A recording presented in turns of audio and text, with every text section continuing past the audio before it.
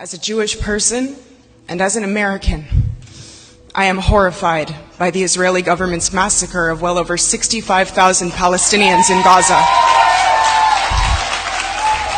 I am ashamed and infuriated that this mass murder is funded by our American tax dollars. It should not be controversial to say that we should all be against murdering civilians. I mourn for all of the Palestinian lives taken by the Israeli government, entire families and bloodlines destroyed.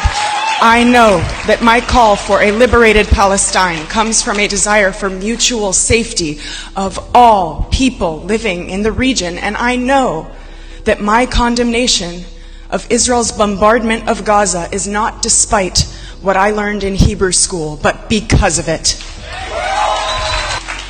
Donald Trump and the Israeli government have suggested that displaced Palestinians be taken by other countries. We Jews know all too well the pain of having to leave our homelands or face certain death.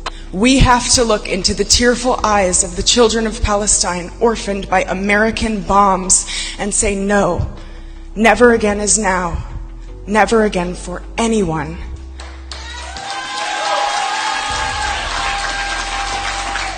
Fascism is rising across the globe. We are watching our right to free speech dissolve before our eyes. Mahmoud Khalil, a Columbia organizer who protested the bombardment of his people, is sitting in an ICE detention center in Louisiana because his cry for humanity is in opposition to the military interests of our country and the agenda of the Trump administration. A young activist was ripped away from his 8 months pregnant wife in the night with no crime and no warrant.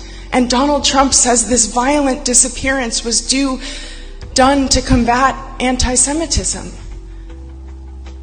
Mahmoud Khalil standing alongside both Palestinians and many Jewish students, calling for the Israeli army to stop dropping bombs on his homeland, does not make me feel unsafe.